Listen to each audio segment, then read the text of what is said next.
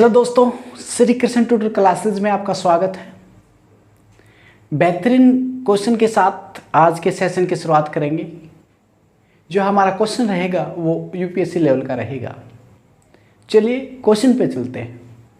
अगर हम बात करें यहाँ पे कि निम्नलिखित कथनों पे विचार कीजिए, इसमें स्टेटमेंट दी गई है, इसमें हमारे को स्टेटमेंट दी गई है और उसमें से ये बताना है कि कौन सी स्टेटमेंट सही है। इसमें हमारे को स्टेटमेंट दी गई है और ये बताना है कि इसमें स्टेटमेंट कौन सी सही है। और हमारे को जब आंसर तभी हम क्लिक कर पाएंगे तब हमारे को जो तीनों बातें दी गई हैं, तीनों ऑप्शंस दिए गए हैं, वो हमारे को क्लियर होंगे। नहीं तो हम आंसर इस टाइप के क्वेश्चंस को आंसर नहीं निकाल पाएंगे। चलिए हम बात करते हैं। तो अनुच्छेद 301 संपत्ति के अधिकार से संबंध रखता है, तो ये हमारा क्या हो जाएगा? गलत हो जाएगा। क्यों? क्योंकि जो संपत्ति का अधिकार है वो अनुच्छेद 300 क में डाला गया है।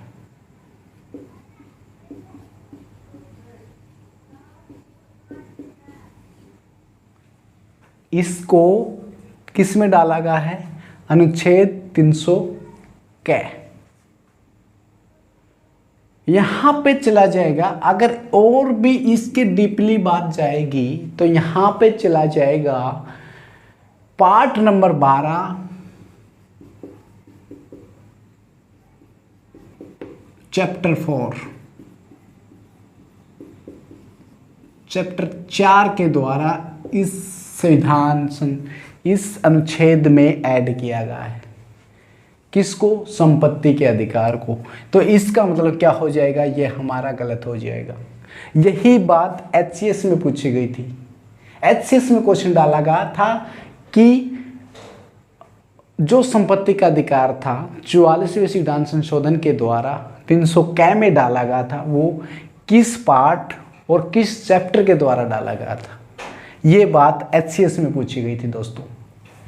चलिए, संपत्ति का जो अधिकार है एक विधिक अधिकार है। विधिक का मतलब है कानूनी अधिकार है, यह मूल अधिकार नहीं है। जब संविधान बना था उस समय हमारे 7 मौलिक अधिकार थे। जो संपत्ति का अधिकार था वो था अनुच्छेद 31 और अनुच्छेद 19F, उसमें इसका वर्णन मिलता है। लेकिन 44वें संविधान संशोधन के द्वारा इसको 300 क में डाल दिया गया। तो इसका मतलब क्या है कि ये संपत्ति का अधिकार एक कानूनी अधिकार है, किंतु यह मूल अधिकार नहीं है। ये क्या हो जाएगा? सही हो जाएगा। फिर डाला गया कि भारत के संविधान में अनुच्छेद 300 क उस समय केंद्र सरकार में के द्वारा 44वें संविधान संशोधन से अंत स्थापित किया गया था। अब ये बात भी सही है, ये बात भी सही है कि 44वां जो संविधान संशोधन हुआ था 1978 में। 44वां संविधान संशोधन कब हुआ था? 1978 में हुआ था दोस्तों। 44वां संविधान संशोधन हमारा 1978 में हुआ था दोस्तों। तो उस समय कांग्रेस की सरकार रही थी।